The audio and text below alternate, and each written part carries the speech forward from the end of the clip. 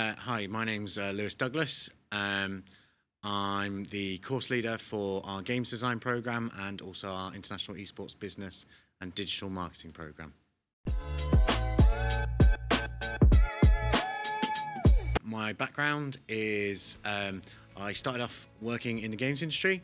I didn't go to university when I finished my A-levels. I went and worked for briefly the MOD as a network administrator, and then I left that and went to work for Rockstar Games. I started as a QA tester and then kind of progressed up some of the rungs there, worked on different projects such as Grand Theft Auto 5 and Red Dead Redemption 2. I then left there after nearly 5 years and went to train to be a teacher. From training to be a teacher, specialising in ages 14 to 19 and teaching mathematics, I actually went on to teach the BTEC for a college in Scunthorpe, teaching the Esports BTEC and also the Games Development and Design BTECs. And then from there, I am now lecturing at the College of Esports on many of our different programmes and course leading 2 of them. So a student doing the games design program can expect a few things straight off the bat. One, you're getting a lecturer and a course leader who has worked in industry and knows the ins and outs of how things work and the nuances of it. And what that means is we look to get you looking at work and get you looking at doing a job from the get-go. You are learning what is happening in industry and how the industry is changing and evolving. You are also getting hands-on experience of industry pipelines and what that means. So the main aims of the games design course are so that students leaving the program at the end of their 3 years are ready to get a job in industry. That means by the time they leave, they have a portfolio, they have a show reel, they have the ability to showcase their skills in order to get a job. That's the main thing. The secondary thing there is also not the knowledge of how they can transfer the skills they've learnt to many different fields, whether that is working in the TV industry, whether that's working in the film industry, whether that's working in virtual production, whether that's working in any of those kind of industries. They've developed skills, and it's them knowing that they don't have to necessarily just end up in the games industry. They could go anywhere with them.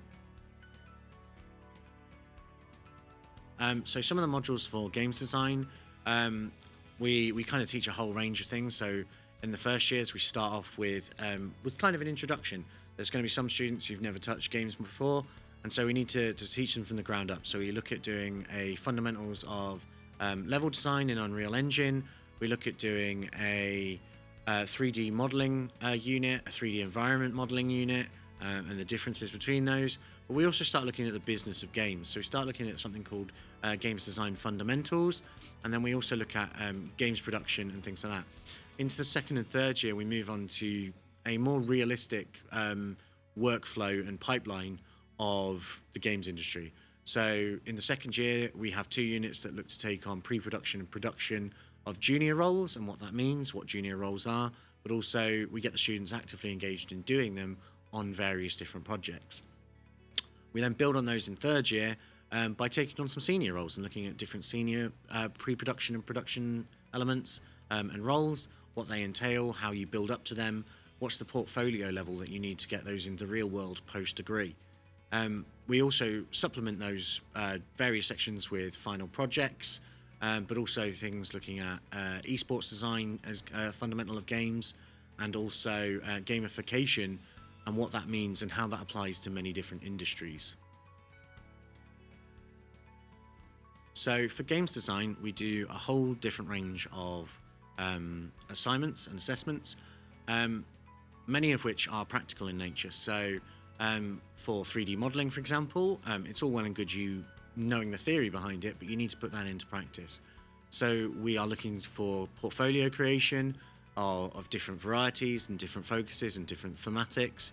We also do some presentations. So one of the key areas of employability, particularly in the game sector, is the ability to talk about your work and explain it to people who are not necessarily the are trained in that area, and so you need to be able to talk that through that. So we look to do that through presentations.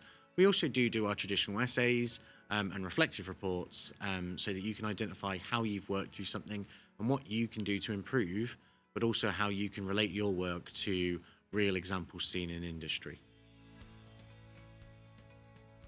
For the games design course, we have a whole host of different activities that students can take part of, some of which are completely unrelated to the course, such as a film and TV society where students can watch TV episodes and films and learn how different cinematics will happen and different rules of camera shots and things like that. And they can look to bring that into their work. We also have things, though, that are looking at the skills they have and transferring them to different areas. So we have opportunities for them to work on projects working with our broadcast team, working on creating virtual studios like the one behind me, and developing the different assets for those, and what that means in comparison to what they do for games. We also have the opportunity for them to work on developing skills relating to those kind of areas that may be of just personal interest. So that it may be working on broadcasts, working on our student champs systems. It might be working on our partnership deals and being involved in some of the projects that we have related to them.